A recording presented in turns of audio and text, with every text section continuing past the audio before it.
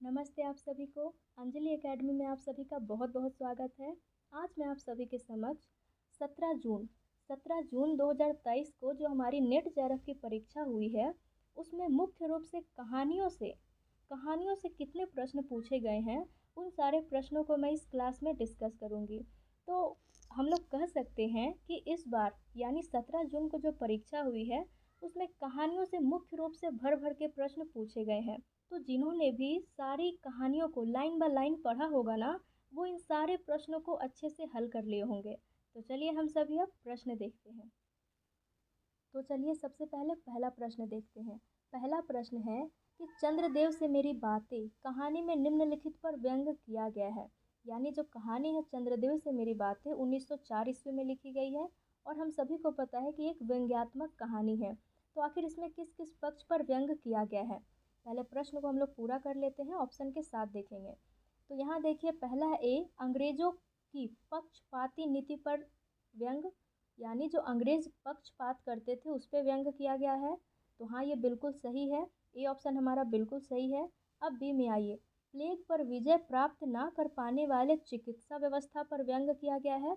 तो हाँ, डॉक्टरों पे भी व्यंग किया जाता है, तो ये भी सही है। अब सी में है कि कृष्ण पक्ष के चंद्रमा पर, तो कृष्ण पक्ष के चंद्रमा पर ऐसा कुछ व्यंग इस कहानी में नहीं है। ये जो चंद्र है यहाँ पर, चंद्रदेव से मेरी बात है, एक प्रतीकात्मक रूप में आया है, तो इसीलिए हमारा सी ऑप्शन गलत हो जाएगा। तो सी को अगर हम काटें तो हमारा दो ऑप्शन कट जाएगा।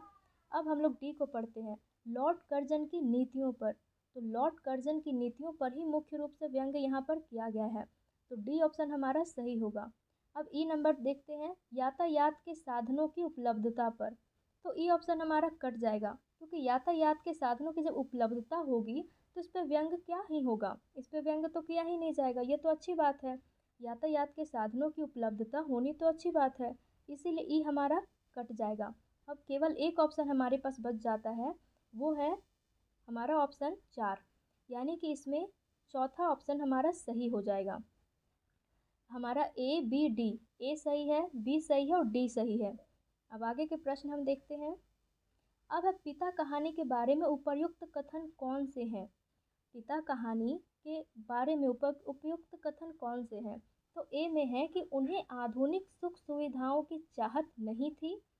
तो ये बिल्कुल सही है, क्योंकि पिता कहानी में आप पढ़े होंगे कि जो पिता रहते हैं वो अपने घर में ना सो कर के बाहर सोते हैं, पंखे में नहीं रहते हैं, बेसिन में हाथ नहीं धोते हैं, वो हमेशा कुएं में या फिर बाहर ही हाथ वगैरह धोते हैं। इसीलिए उन्हें आधुनिक सुख सुविधाओं की चाहत नहीं थी, ये बिल्कुल सही है। अब आइए, वे पैसे जमा कर रखने में यकीन नहीं रखते थे। तो ये ऑप्शन हमारा बिल्कुल गलत हो जाएगा, क्योंकि हम पिता कहानी में पढ़ते हैं कि जो पिता है वो एक एक पैसे बचाने के लिए मीलों पैदल चलते थे, घंटों खड़े रहते थे। मतलब गाड़ी ना मिलती थी या फिर कुछ पैसे ज़्यादा लेते थे, इसीलिए वो घंटों खड़े रह जाते थे, लेकिन पैसे ज़्यादा नहीं देते थे। तो इससे हम लोग जानते हैं कि वो पैसे बिल्कुल बचाते थे और बचाने पे यकीन रखते थे, इसीलिए बी ऑप्शन हमारा एकदम गलत होगा। तो अगर हम बी को काट दें तो बी ऑप्शन से हमारा 3 ऑप्शन कट जाएगा और अपने आप क्वेश्चन पूरा बिना पढ़े ही हम आंसर तक पहुंच जाएंगे। लेकिन फिर भी ए हमारा सही है। सी को पढ़ते हैं, वे दूसरों के द्वारा लाई हुई चीज़ों की श्रेष्ठता से प्रभावित नहीं होते थे। ये बिल्कुल सही है। अब है डी नंबर, वे 35 वर्षों तक अखंड केवल रामायण और गीता पढ़ते रहे हैं। ये भी बिल्कुल सही है, जो उनका बेटा है वो खुद ये सब बताता है कहानी में। अब जो ई नंबर है कि बाजार से स्वयं खरीद कर लाए गए बिस्किट और फल ही उन्हें पसंद थे, ये बिल्कुल गलत है, क्योंकि जो पिता है उनको बिस्किट वगैरह पसंद ही नहीं है, वो दाल चावल खाना ज़्यादा पसंद करते हैं। तो वो खुद से लाए या किसी का लाया हुआ वो बिस्किट और फल बहुत मजबूरी में ही खाते थे, नहीं तो उनका खाना पसंद ही नहीं था। तो हमारा ये ऑप्शन गलत हो जाएगा। तो इसमें जो हमारा सही होगा वो ऑप्शन ए सही हो जाएगा, ए सी और डी। अब आगे चलते हैं, जिन्होंने इन कहानियों को लाइन बाय लाइन पढ़ा होगा, समझा होगा, वही लोग इसे बना पाए होंगे। आगे देखिए, एक प्रश्न है कि किस कहानी में मांग रोरी की व्यथा से सहानुभूति व्यक्त हुई है। मांग रोरी जाति है, ठीक है। मांग रोरी मतलब मांगने वाली जाति, मांग के खाने वाली जाति। तो वो ये चीज़ वर्णन हमारी राही कहानी में होती है। सीधा सीधा एक ऑप्शन है राही कहानी। राही में एक पात्र अनीता होती है और एक होती है राही। और ये जो राही पात्र है यही मागरोरी जाति से संबंध रखती है। इसीलिए हमारा ऑप्शन सी इसमें बिल्कुल सही हो जाएगा। अब आगे बढ़ते हैं। एक प्रश्न है, कथन है। अब बताना है कि ये कथन किस कहानी से ली गई है। कथन है कि अजी हजरत यही चोरी कराते हैं, शहर के जितने चोर डाकू हैं सब इनसे मिले रहते हैं। रात को ये लोग चोरों से कहते हैं रात को ये लोग चोरों से कहते हैं चोरी करो, आप दूसरे मोहल्ले में जाकर जागते रहो पुकारते हैं। तो यह संवाद ईदगाह कहानी में किस पात्र ने कहा है। तो ईदगाह कहानी में ये चीज़ कौन कहता है, तो ये हमारे जो मोहसिन है ये कहेंगे, क्योंकि ये मोहसिन कुछ ज़्यादा ही बातचीत करते हैं। और जब महमूद, नूरे, सम्मी और हामिद ये सब मिलके जब ईदगाह देखने जा रहे होते, मेला देखने जा रहे होते, तो रास्ते भर में ये मोहसिन बहुत सारी बातें बताते जाता है। तो इसीलिए ये कथन भी इसमें मोहसिन का है। तो ऑप्शन बी हमारा सही हो जाएगा। आगे के प्रश्न देखते हैं हम। प्रश्न है, लाल पान की बेगम कहानी में स्त्री पात्र है, यानी लाल पान की बेगम जो फणीश्वर नाथ रेणु की कहानी है उसमें स्त्री पात्र सिर्फ और सिर्फ स्त्री पात्र के बारे में पूछा है। अब ऑप्शन है, पहले पूरा ऑप्शन देखिए, इसमें ए बी सी डी ऐसे छाटना होगा।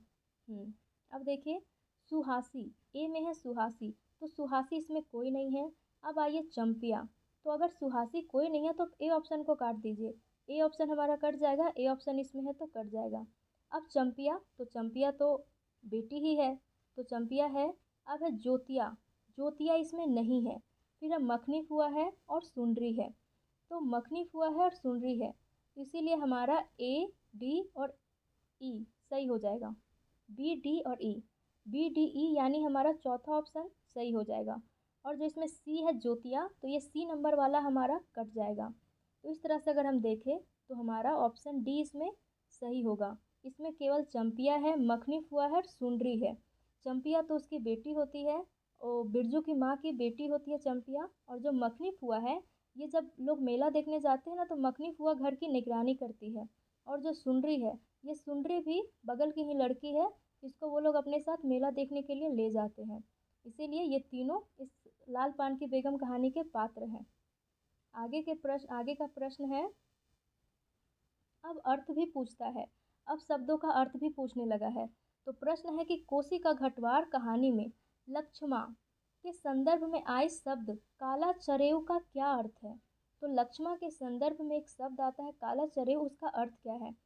तो लक्ष्मा जो है वो एक विधवा हो चुकी है, और जो गोसाई है वो लक्ष्मा को देख रहा है, तो उसी के संबंध में ये काला चरेव शब्द आता है। तो उसका अर्थ होता है सुहाग चिन्ह, यानी लक्ष्मा के गले में और मांग में कुछ भी सुहाग चिन्ह दिखता ही नहीं है, क्योंकि उसका पति मर चुका है, वो विधवा हो चुकी है। इसीलिए इसका ऑप्शन ए हमारा बिल्कुल सही हो जाएगा। काला चरेव का अर्थ होगा सुहाग चिन्ह। अब आइए, नीचे भी वही प्रश्न है। अब एक प्रश्न है इंस्पेक्टर माता दी चांद पर से। ये थोड़ा मज़ेदार प्रश्न है। इसमें है कि इंस्पेक्टर माता दिन चांद पर कहानी के अनुसार इंस्पेक्टर माता दिन ने चांद पर जाकर काम किए थे, उन्हें पहले से बाद के क्रम में लगाइए। यानी जो इंस्पेक्टर माता दिन जब चांद पर जाते हैं तो सबसे पहले क्या काम करेंगे, उसके बाद क्या करेंगे, उसके बाद क्या करेंगे, इसी क्रम को आपको लगाना था। तो सबसे पहले पढ़िए, नकली चश्मदीद गवाह बनाना सिखाते हैं लेकिन बाद में। फिर है कि जान बचाने वाले आदमी को अपराधी बनाकर जेल में डाल दिया। तो हाँ, वो तो डाल देते हैं लेकिन ये भी थोड़ा बाद में होता है। अब आइए, थानों में हनुमान मंदिर बनवाए। तो ये यानी हमारा जो ऑप्शन सी है ये पहले हो जाएगा, क्योंकि जब वो वहाँ पर चांद पर जाते हैं, चांद के थाना में देखते हैं कि यहाँ पर एक भी हनुमान का मंदिर ही नहीं है, तो वो सबसे पहले कहते हैं कि हमारे भारत में यानी हमारे राम राज्य में सबसे पहले हनुमान मंदिर का मंदिर है, तो आप लोग उसे बनाइए। तो सी यानी सबसे पहले वो मंदिर बनाएंगे। अब देखिए किस ऑप्शन में सी सबसे पहले है, तो जो ऑप्शन एक है उसमें सी सबसे पहले है, यानी सबसे पहले हनुमान मंदिर बनवाएंगे। फिर ई है, यानी पुलिस वालों की तनख्वाह कम कर देंगे, क्योंकि पुलिस वालों की तनख्वाह वहाँ बहुत ज़्यादा थी, इसीलिए पुलिस वाले कुछ काम ही नहीं करते थे। और जब तनख्वाह कम होती है तो सारे लोग काम करना स्टार्ट कर देते हैं रिश्वत ले लेके। तो इसी प्रकार से पुलिस व्यवस्था पर इसमें पूरी तरह से व्यंग किया गया है। और इस कहानी में पहले से बाद का क्रम हमारा ऑप्शन एक इसमें सही हो जाएगा। पहला काम वो हनुमान का मंदिर बनवाते हैं। अगर ये आपको याद रहता, इससे भी आप सही कर ले जाएंगे। अब तीसरी कसम से एक प्रश्न है। तीसरी कसम से प्रश्न है कि तीसरी कसम के अनुसार हीराबाई का संबंध किन दो कंपनियों से था। यानी जो हीराबाई जो नौटंकी कंपनी में नाचने वाली है, इनका संबंध किन दो कंपनियों से था। तो चौथा ऑप्शन हमारा सही होगा, मथुरा मोहन कंपनी और रौता कंपनी से इनका संबंध था। तो मथुरा मोहन कंपनी में हीराबाई पहले काम करती थी और फिर मथुरा मोहन छोड़ करके रौता कंपनी में जाती है, और रौता कंपनी में जब नाचती है ना, उसी समय वो हीरामन से मिलती है। और फिर से जब मेला ख़त्म होता है तो रौता कंपनी छोड़ करके वापस वो मथुरा कंपनी में ही जा कर के चली जाती है।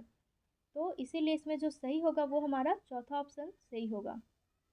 आगे का प्रश्न है, मिलान करना, इसमें सुमेलित करना है सूची 1 को 2 से। अब यहाँ जो प्रश्न है कि उसने कहा था कहानी जो 1915 में लिखी गई है, उसने कहा था गुलेरी जी की कहानी है, 1915 में लिखी गई है। तो उसमें पंजाबी जो शब्द आए हैं ना, उसका हिंदी अर्थ पूछा है। अब सबसे पहले कुड़माई, तो कुड़माई इसमें इतना प्रसिद्ध है कि हर कोई जानेगा कि कुड़माई का मतलब मंगनी होता है, यानी ए का 2। तो ए वाले में 2 देखिए कहाँ है, ए वाले में 2 दो जगह है। अब आएंगे इधर घुमाव। अगर आपको घुमाव का नई अर्थ पता है तो इसको छोड़िए। अब आया खोते में, तो पंजाबी में अक्सर लोग खोते खोते बोलते हैं, खोते मतलब गधा। तो सी का 1, तो सी में आप 1 जाइए, यहाँ पर है। तो देखिए ए में 2 यहाँ पर है, सी में 1 यहाँ पर है, यानी हमारा ऑप्शन 3, यानी ऑप्शन 3 हमारा सही हो जाएगा। अगर आप दो का भी अर्थ जानेंगे ना, तो इन्हीं दोनों से आप सही आंसर तक पहुँच सकते हैं। फिर घुमाव, तो घुमाव का अर्थ है जमीन की नाप। घुमाव मतलब जमीन का नाप। और जो तीमिया है या तीमी है, उसका मतलब होता है स्त्रियों या स्त्री। तो ऑप्शन हमारा सी इसमें 3 इसमें सही हो जाएगा। फिर एक पंक्ति नहीं, फिर एक प्रश्न है। ये प्रश्न है, रोज कहानी उर्फ गैंग्रीन कहानी के अनुसार मालती के पति का नाम विशेश्वर है और वे छोटे से रेलवे स्टेशन के स्टेशन मास्टर है। तो ये बिल्कुल गलत है। मालती के पति का नाम विशेश्वर नहीं बल्कि महेश्वर है, और वे टीटी नहीं है बल्कि एक डॉक्टर है। महेश्वर डॉक्टर का काम करते हैं। गैंग्रीन एक बीमारी है और गैंग्रीन के मरीजों का ही महेश्वर इलाज करते हैं। कई सारे लोगों का तो पैर भी काटना पड़ता है, तो वही महेश्वर एक डॉक्टर है। तो कथन एक हमारा गलत हो गया। अब दूसरे कथन में आइए कि चीफ की दावत कहानी में चीफ के आग्रह पर माँ ने पुराना टप्पा दो पत्थर अनारा दे गाकर सुनाया। तो ये भी गलत है, क्योंकि ये जो गाना है, जो चीफ की दावत में उसकी माँ है गाना गाती है, लेकिन ये गाना नहीं गाती है बल्कि हिरनिया माई, कुछ हिरनिया माई इस प्रकार से जो पंक्ति है, तो 2 ही लाइन का पंक्ति उसी को गा के सुनाती है, कुछ हिरनिया माई जैसा। दो पत्थर अनारा था, ये गलत है। इसीलिए इसमें हमारा दोनों कथन गलत हो जाएगा। लेकिन जब हम ऑप्शन में देखते हैं तो दो ऑप्शन इसमें सेम है, यानी कि दोनों सही है। तो बी ऑप्शन में टाइपिंग मिस्टेक हो चुका है। तो टाइपिंग मिस्टेक यहाँ पर नहीं होना था, और यहाँ पर होना था कि दोनों गलत, 1 और 2 दोनों गलत होना था। अगर ऐसा होता कि दोनों गलत, तो हमारा ऑप्शन 2 इसमें सही हो जाता। लेकिन थोड़ा सा टाइपिंग मिस्टेक के कारण यहाँ पर ये गलती हो गई है। अब आगे का प्रश्न है, पंक्ति है और पूछा गया है किस कहानी से है। पंक्ति है कि दिन के उजाले में वह गवाह थी, मुजरिम थी, हर चीज का उससे तकाजा। अब इस अकेलेपन में कोई गिला नहीं, उलाहना नहीं, सब खींचातानी खत्म हो गई है। जो अपना है वह बिल्कुल अपना सा हो गया है, जो अपना नहीं है उसका दुख नहीं, अपनाने की फुर्सत नहीं। यह उदाहरण किस कहानी से लिया गया है। ये जो उदाहरण है किस कहानी से लिया गया है, तो इसका सही उत्तर होगा 3, यानी परिंदे से लिया गया है। और परिंदे में जो लतिका है ना, वो लतिका ही इसको सोचती है। ये जो यहाँ पर कथन दिया गया है, तो लतिका ही इस बात को सोचती है, क्योंकि जब वो लोग पिकनिक पे जाते हैं मिडोज में, पिकनिक से आने के बाद जब लतिका थकी हारी अपने कमरे में जाती है सोने के लिए, उसी समय वो सोचती है कि दिन के उजाले में वह गवाह थी, यानी दिन के उजाले में वह गवाह थी, मुजरिम थी, हर चीज़ का उसे तकाजा था, लेकिन अकेलेपन में उससे कोई गुला नहीं, अकेलेपन में कोई गिला नहीं, उलाहना नहीं। तो ये सब चीज़ लतिका अपने मन में सोचती है जब वो कमरे में आ जाती है पिकनिक के बाद तब। तो ये जो कथन है परिंदे कहानी से लिया गया है। आगे का प्रश्न है, स्थान का नाम पूछा है कि नननपुर हाट का जिक्र किस कहानी में आया है। नननपुर हाट ये जगह का नाम है, स्थान है, तो किस कहानी में आया है। तो ये तीसरी कसम उर्फ मारे गए गुलफाम में आया है, क्योंकि तीसरी कसम में जो पात्र है हीरामन और हीराबाई दोनों सफ़र में जा रहे हैं, मतलब फारबिसगंज मेले में पहुंचना है वो उन दोनों को। तो रास्ते में हीरामन है वो हीराबाई को गीत सुनाता हुआ जाता है, गाना सुनाता हुआ जाता है। तो हीराबाई कहती है कि कुछ अपनी भाषा में गाना सुनाओ। तो जब महुआ घटवारिन का गाना सुनाने के लिए हीरामन चाहता है तो देखता है कि लीक में यानी रास्ते में सारे गाड़ी लाइन से जा रहे हैं। तो वो सोचता है कि अगर मैं सबके बीच से गाऊंगा तो सारे लोग सुनेंगे, इसीलिए वह लीक से हट जाता है और यानी अपने रास्ते से हट करके थोड़ा सा सुनसान रास्ते पे जाता है ताकि वो गाना गा के सुना सके हीराबाई को। और जब वो रास्ता बदलता है तो नननपुर हाट का रास्ता पकड़ता है, यानी जो फारबिसगंज जाने वाला सड़क होता है उससे थोड़ा अलग होकर के नननपुर हाट वाला सड़क वो पकड़ता है। तो इसीलिए यहाँ पर नननपुर हाट का जिक्र हुआ है इस कहानी में, तीसरी कसम उर्फ मारे गए गुलफाम में। तो हमारा ऑप्शन 2 इसमें सही होगा। आगे का एक क्वेश्चन है, सुमेलित करना है, पात्रों को उनके कहानियों के साथ सुमेलित करना है। अब है मालती, तो मालती हमारे गैंग्रीन कहानी की है। फिर है लक्ष्मा, तो लक्ष्मा हमारे कोसी के घटवार की है। लतिका हमारे परिंदे कहानी की है। और चंपिया लालपान की बेगम, यानी ए का 4, तो ए का 4 पॉइंट दोनों में है। लक्ष्मा, लक्ष्मा है कोसी का घटवार, यानी ऑप्शन 2 हमारा इसमें सही हो जाएगा। लतिका परिंदे से है, चंपिया लालपान की बेगम। ये आसान था, बहुत आसान था। अब एक प्रश्न है, ये भी बहुत आसान है, सीधा सीधा पात्र पूछा है कि बच्चन सिंह, बच्चन सिंह किस कहानी का पात्र है। यहाँ से ये क्वेश्चन अलग है, ध्यान दीजिएगा, दोनों क्वेश्चन सेम है मतलब, तो इधर पढ़िए या इधर पढ़िए एक है। तो बच्चन सिंह किस कहानी का पात्र है, तो बच्चन सिंह राजा निर्बंसिया का पात्र है, क्योंकि राजा निर्बंसिया में जो बच्चन सिंह वो कंपाउंडर होता है और वही चंदा के साथ रहता है, और जगपति और चंदा के बीच में जो झगड़ा होता है, लड़ाई होता है, तो बच्चन सिंह के कारण ही होता है। तो ये हमारे राजा निर्बंसिया का पात्र है बच्चन सिंह। जो उन दोनों पति पत्नी के बीच में तीसरा व्यक्ति आता है वो बच्चन सिंह है। तो बच्चन सिंह किस कहानी का पात्र है, राजा निर्बंसिया का पात्र है। फिर एक ये जो कथन पूछा है कि परिंदे कहानी के प्रारंभ में अंग्रेजी भाषा में एक उदाहरण है, यह किस लेखक का है। तो मुझे ये कठिन से भी कठिनतम प्रश्न लगा, क्योंकि परिंदे कहानी अगर आप पढ़ेंगे तो उसमें कहीं भी इस प्रकार से जिक्र नहीं आया है। अंग्रेजी भाषा का प्रयोग हुआ है लेकिन कोई अंग्रेजी में वैसा उदाहरण नहीं है और ऐसा लिखा भी नहीं गया है कि यह किसी लेखक का है। इसीलिए यहाँ जो ऑप्शन दिया हुआ है एनटीए के द्वारा तो कैथरीन मेन्सफील्ड माना गया, लेकिन फिर भी तो जब एनटीए के द्वारा माना गया तो इसका सही ऑप्शन 2 ही होगा, कैथरीन मेन्सफील्ड। लेकिन इसे थोड़ा सा और से गहराई से पढ़ के देखना पड़ेगा कि आखिर ये कहाँ आया है। अगर आप लोगों में से किन्हीं को पता होगा तो कमेंट में आप लोग बता सकते हैं। बाकी इतने जो प्रश्न मैं बताई, कुल 15 प्रश्न बताई, तो शिफ्ट 1 और 2 दोनों मिला करके कुल 15 प्रश्न आए थे। मतलब एक शिफ्ट में देखें तो लगभग 7 से 8 क्वेश्चन थे, सिर्फ कहानियों से 7 से 8 क्वेश्चन थे एक शिफ्ट में। तो ये बहुत बड़ी बात है कि कहानियों से इतना प्रश्न इस बार पूछा है। इसीलिए आगे के परीक्षाओं में भी बहुत सारे प्रश्न पूछे जाएंगे कहानियों से, नाटकों से। इसीलिए कहानियों पे अच्छे से कमांड रखिए, लाइन बाय लाइन पढ़िए। उपन्यास नाटक लाइन बाय लाइन नहीं पढ़ सकते तो कम से कम कहानियों को पढ़िए, कहानियों और कविताओं को एकदम लाइन बाय लाइन पढ़िए, तो ही आप सारे प्रश्नों को बना पाएंगे। तो चलिए, उम्मीद है जानकारी आपके काम की होगी। और जो भी इस वीडियो में मैं पीडीएफ दिखाई हूँ, ये पीडीएफ मैं अपने टेलीग्राम चैनल में भेज दूँगी। तो जितने लोग मेरे टेलीग्राम चैनल से नहीं जुड़े हैं वो उनसे जुड़ सकते हैं। मेरे टेलीग्राम चैनल का नाम भी अंजलि एकेडमी ही है। मैं लिंक डिस्क्रिप्शन में दे दूँगी, आप लोग वहाँ से देख सकते हैं। और ये पीडीएफ भी मैं वहीं भेज दूँगी। तो चलिए फिर, धन्यवाद सभी को।